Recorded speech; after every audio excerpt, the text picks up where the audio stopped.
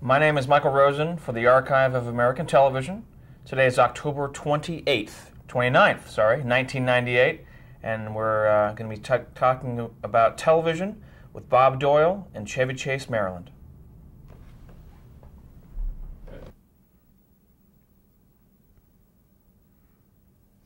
So for the record, could you give me your full name, please? Robert C. Doyle. What's the C stand for? Carr, C-A-R-R. Was that your name at birth? Yes. Any nicknames? Bobby, when I was a kid growing up. Now it's Bob. When were you born? April 24th, 1921. Where were you born? Washington, D.C., in a hospital that no longer exists. Really? Yeah. Tell me about growing up in Washington, D.C. back then. It was delightful. When I was a kid, particularly when I realized what I was up, as I got a little bit older, in the late 20s and early 30s, there were only about 200 to 250,000 people in Washington. And it was a small community. We lived in Chevy Chase, right near the district line. And that's where all the shakers and movers lived. And it helped me later on in television. I mean, I went to school at Western High School and Wilson High School with sons and daughters of senators, congressmen, Supreme Court justices. We used to go to the British Embassy for tea all the time. My mother was president of the school board here, and my father was dean of George Washington University. So they were invited to a lot of things, and they took us. Nobody minded. But it was a delightful place to grow up in. It was educational.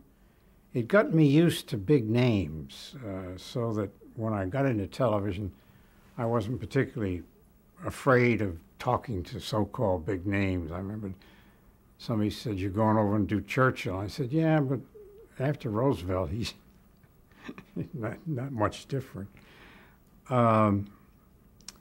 The atmosphere in Chevy Chase was so pleasant and low-key. It wasn't until after the war, when this city bloomed to up to 5 million people because of World War II, that it became a hurly-burly place. But it was a very easy, pleasant life. And there were a lot of good parties. The lady who owned the Washington Times Herald, Sissy Patterson, used to give parties. She's the lady that had the pillow that sat beside her when you'd come in, you'd see the pillow, and it would say, "If you don't have anything nice to say about anybody, sit by me." She was delightful. And Evelyn Walsh McLean lived over at Friendship. If you know where Wisconsin Avenue is now, there must be, I don't know, a couple of hundred homes there. That was a big estate in those days. And but she couldn't count from 10 to 1 backwards, but she owned the Hope Diamond, which she afterwards gave to the Smithsonian. It's still there in the National History Museum. Terrific. But there were a lot of interesting things that we went to, a lot of things that we saw. And children were quite welcome in those days at parties. Do you want to stop and have me get rid of her? Yeah, could do that. She's competing with you. Yeah. Yeah, she's getting in the way. Come here, girl. I was waiting. So at this point in Washington, D.C., there was it sounds to me, a cultural kind of prestigious environment. Is that? I wouldn't call it prestigious exactly. It was easygoing, Southern-like style, Southern charm, Southern everything was really basically Southern. It wasn't until after the war, Jack Kennedy had a phrase for it, and I can't remember what it was, something about the speed of the South and the non-intellectualism of the North didn't mix, or something like that. But it was a very quiet town until Roosevelt and the Depression and World War II just shook it up. There were temporary buildings all over the mall. You couldn't even see the lake in front of Lincoln Memorial. reflecting pond. You couldn't see anything. Everything was big temporary buildings, just fraught with people. It was a madhouse around here. Luckily, I was away at the war. I didn't get mixed up in it too much, but the people that were here complained pretty bitterly about it. And it's gone up to 5 million people now from, I'm guessing, 200 to 250,000 people when I was a kid to over 5 million today. It's a big jump. Oh, yes. What kind of student were you? Pretty good. My classmates kidded me. I graduated from high school when I was 16, but they said that was because my mother was president of the school board. But I wanted to go to Harvard, but my mother and father decided at 16 I was too young to go to Harvard, so they made me stay here for 2 years. And I went to George Washington University for 2 years. And then I transferred to Harvard. And it happened, I thank God all the time, because I had a great time when I got there, and I don't know what I would have done when I was 16 and on the loose at Harvard at 16. But my father he knew kids, being a college dean. He wouldn't let me go.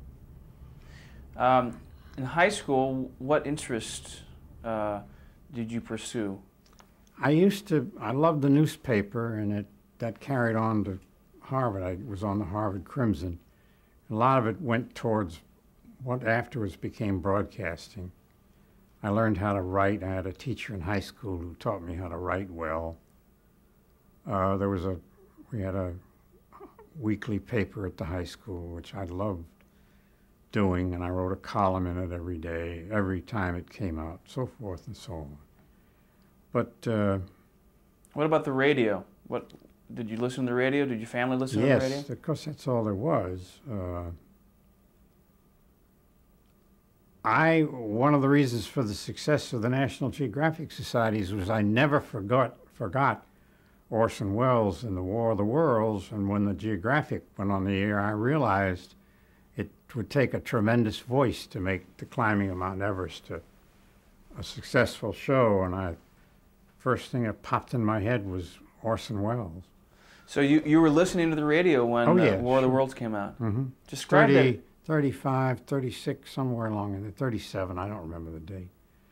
That scared America to death, you know.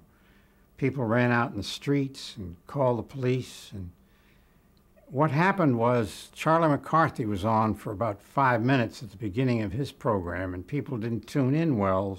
They didn't hear the disclaimer at the beginning, which said this is just fiction.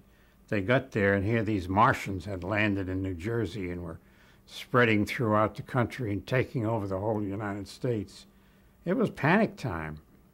I got to know Wells quite well at the Geographic, all over Europe with him. And I used to tease him about it. I said, you set that up? Oh, no. Wells was maybe, if there was such a thing as a genius, he's it. He was it. He's dead now. What about other shows on radio that you remember? Fred Allen, of course. Allen's Alley. I don't think you people ever heard of it, but it was every week, every Sunday night, and he had a feud going with Jack Benny, who was another comic of that era. But there were a lot of children's shows, and the radio started being on from very early in the morning until late at night, and then finally, as it is today, it went on 24 hours a day. There were really only the 3 networks and maybe 1 or 2 independent stations in a city like this. So you didn't have an awful lot of choice, but it was always interesting, always something to do, something to listen to. Do you remember much about the news in radio? How it was presented then? Yeah, it was rather formalized. We had Lowell Thomas and old-timers like that, and those names don't mean much anymore.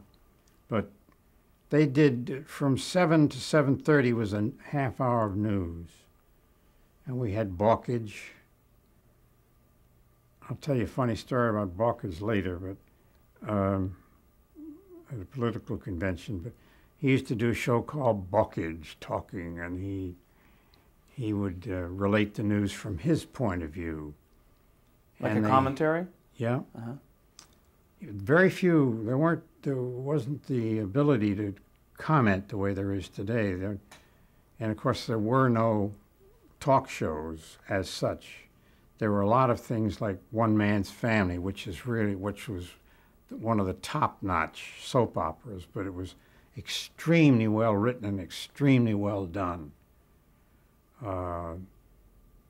They weren't just crazy situations and sex and violence and all that. They were intricate patterns of family behavior and so forth. You could get really tied up in radio in those days. Take it back to high school. Were you interested in sports or drama or anything else? Yeah, I was in the dramatic club, and I was in 2 or 3 Shakespeare's plays.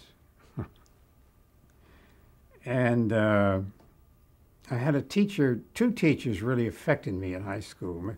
Both of them in English, Miss Oppenheimer and Mrs. Lumsden, and they drilled into me the importance of using English correctly and to study it. And that no matter what you do, don't ever let somebody talk you into taking a whole lot of subjects but not English. Always take English. As you get older, get better and better at using the language you were given. And they were right, because that helped me when I got into television. I could express myself. How did the Depression affect your family? To a degree.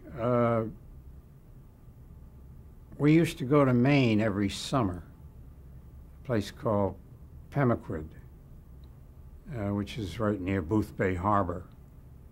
And one summer we almost couldn't go because my father's salary at George Washington was cut 20%, but he managed it. But we helped out.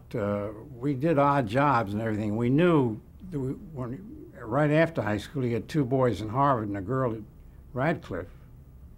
And that was a lot of money for a man of his salary. So we worked, we did odd jobs and so forth. I did quite a few in college. I used to proofread, well, never mind, we'll get into that later. But another thing I remember very, very vividly was the Christmas tree lighting.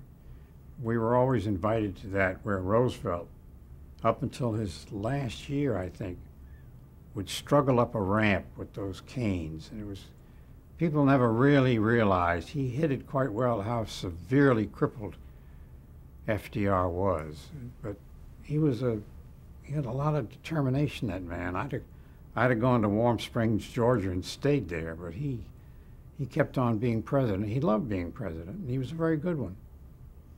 I forgot to ask you if you have any siblings. You just mentioned you have a brother and a sister? Yeah, I have my brother is dead, and I have a sister who lives in Richmond, Virginia. What were their names? Marion was my sister, married, named after my mother, and my brother's name was Henry, named after my father. I have the only non-family name in the bunch. At that point, just coming out of high school, going into college at a young age of 16, did you know what you wanted to be? No, I had absolutely no idea. It wasn't until, I got to jump ahead a little bit. I had a friend at Harvard named Kobach, whose father was executive vice president of what I forget, either Mutual or ABC or something. I bummed a ride home, halfway home from Boston from Cambridge to New York with him. It was 1939, and he said, "Come on in the house, I got something to show you." And he came in, he punched a couple of buttons and opened up this box, and it was a mirror, and down below was a television set, which reflected up into the mirror and then reflected out into the audience. And it just fascinated me. From then on, I knew I wanted to be in television. That's the first time I ever saw anything I wanted to do, really wanted to do. And I wanted to from the time I saw that until I got into television. What did you see? What was airing at that point? Oh, practically nothing. It was only on about 2 hours a day about 4 hours a day, from 4 to 6 in the afternoon and 8 to 10 at night. But the first time you saw television, describe for viewers the image, the clarity of it, and was it a sporting event that you saw? Do you remember? It was, when he turned it on, it was baseball. Either the Giants or the Yankees in New York City, I forget which. And it was quite well done, and the picture was quite well, it was definitive. You could see everything that went on, not as good as it is today, and of course, not as good as this new HD TV, but it was quite well done. But of course, television didn't catch on until after the war. So you went to George Washington University for 2 years, 2 years, you said? yes. And then you went to Harvard College. Yes. Then the United States entered World War II in 1942. Mm-hmm. How did that affect you? Well, I was a senior. The war started in 41. I was in the class of 42. And we had a magnificent man with a magnificent name named F. Skiddy von Stade, who was dean of my class. And he called us all together and said, now don't go rushing off and join the service. We're going to hurry you up through college, and you'll have a degree, which means you can probably get a commission in the Army or Navy. There wasn't any Air Force then. And I stayed, and they got us out instead of June. I think we marched out of there in late April. And I went right from there into there are terms that don't mean anything anymore, but I started out as a midshipman in the University of, first went to Notre Dame, then to the University of Chicago, then to Columbia University, where I trained to become an ensign. And I did. And then where did you serve? Well, I asked for and got. Well, they had high school cadets here in Washington when I was a kid growing up. And they asked for people who had a little bit of training in drilling troops, and I had some. So I became a company commander in the cadet corps at Columbia in the midshipman school. So I got pretty much my choice, and I asked for a destroyer, and I got one. There's a picture in the den we could take a shot at later on, the USS Plunkett, named after Admiral Plunkett, who was quite a hero. I don't know, and I forget what he did. And I went over and made 2 or 3 trips with convoys. There again, television fascinated me. The beginnings of television. You know, as you take a convoy across the Atlantic Ocean, there are no lights, no nothing. And all you can steer by is a radar screen. And I learned from watching a radar screen to put myself in the center, and we'd go through a destroyer or steer a destroyer through a convoy at 30 and 35 knots, depending on this radar. Luckily, we didn't hit anybody, but you could tell where all the ships were. We'd go back and pick up stragglers and so forth and so on. And I learned a lot from that, to trust radar and to trust television. Put myself in the center of the screen. That's one of the tricks of television you learn. But radar was pretty new at that point, wasn't it? Yes, it was. The destroyer squadron I was on was only about the 2nd or 3rd. The British had it first. They invented it. But the destroyer squadron I was on, when we went to Salerno in Italy, first we went to, what's the island off? Can't think of it. The first place we landed, which we had no opposition, but then at Salerno we had a very tough time.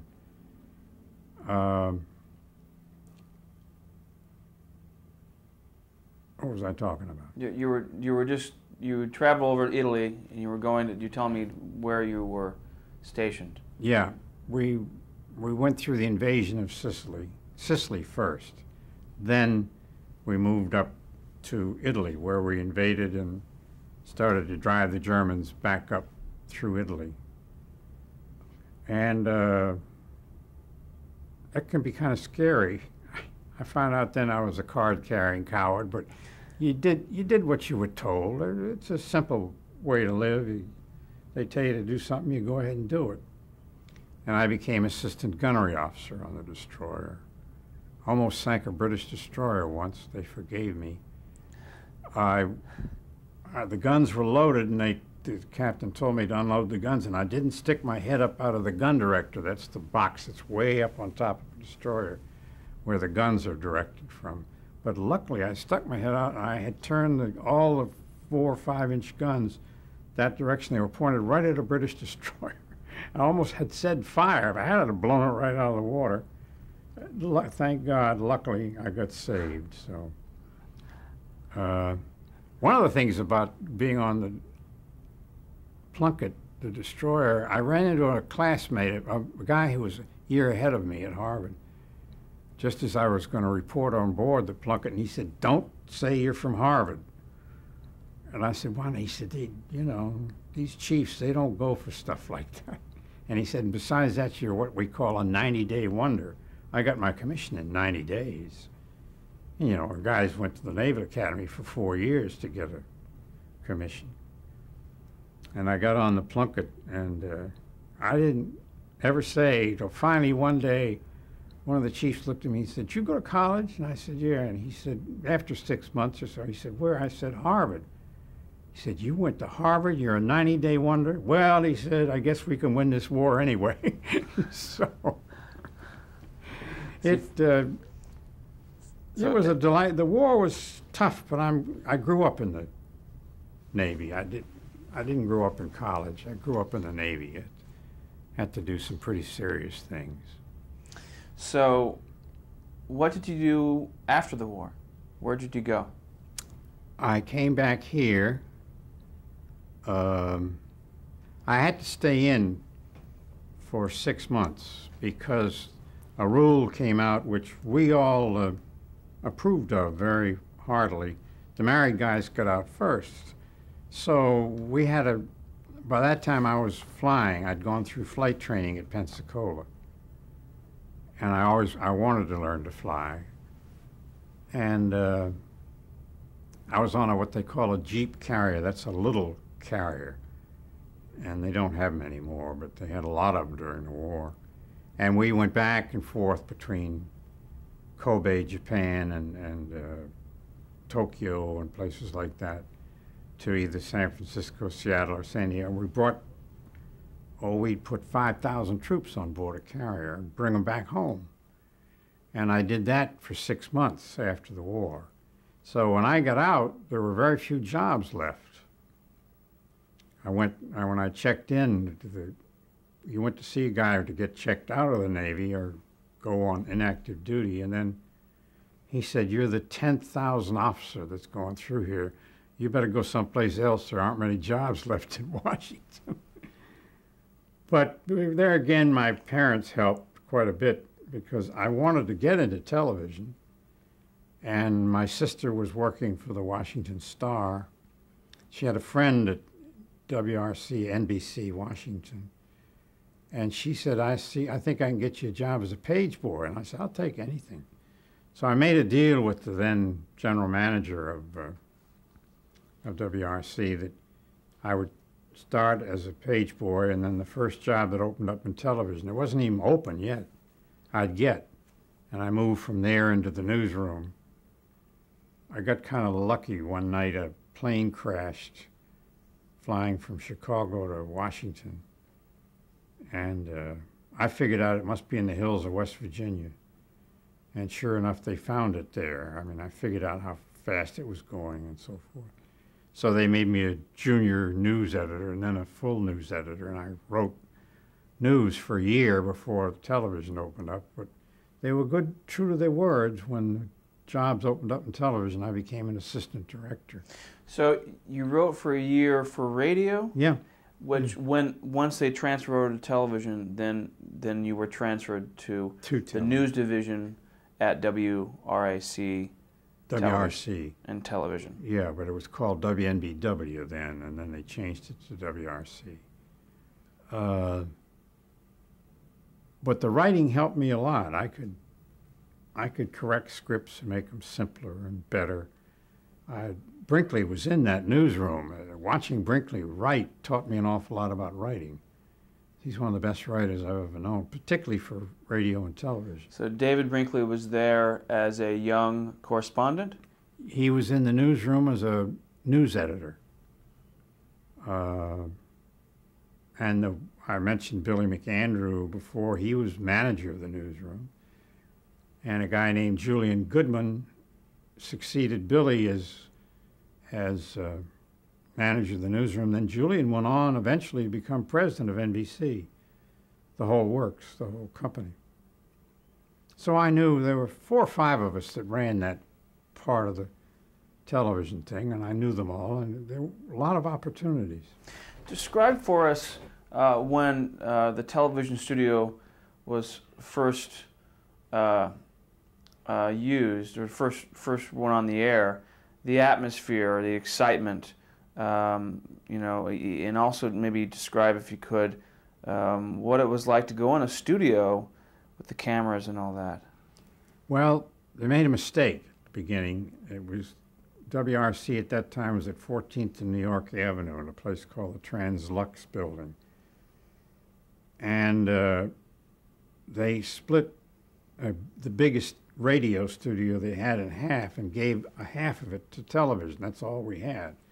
Well, it wasn't big enough. There weren't enough outlets. There weren't enough cable outlets. There weren't enough power outlets. You couldn't light it very well. So it was pretty helter-skelter. It was a madhouse, put it bluntly. And we started putting things on the air, but you have to remember, and this is where I was lucky, there were only 2,000 sets in Washington when WRC opened up. So I made all the mistakes you can make, and nobody saw it. For instance, there's a high school over here that I went to named Woodrow Wilson, and I went out there to watch baseball, and I decided I'd try and televise it. And I took cameras out there, and I put the cameras where I liked to sit, between home plate and third base. That's where I used to like to sit at a ball game, which meant the cameras went back and forth like a tennis match. There's only one place for cameras at a baseball game. That's behind home plate, or way out in center field with a long lens or a zoom-R lens. And you learned we did a lot of dumb things, but we got away with it because nobody saw it. And nobody got fired. And the executives didn't look at it. You know, an awful lot of people in radio thought television would never succeed. A lot of them wouldn't go into television. Ed Murrow was the first big name who really moved into television. Then gradually others began it. But I knew a lot of guys who were in radio news who wouldn't go into television or radio production. They said it won't work. People aren't going to spend all that money for television sets. Television sets were as much as $1,200 a set, and they're only about 9-inch screens, I think. But it's like HD TV. What's a set cost? $7,000 now? Well, you wait till it comes down, and that clarity is magnificent. I don't know if you've seen it or not, but the clarity is just magnificent. So when they eventually get it down in price, people will be able to buy it, and they will. All right, take a break here.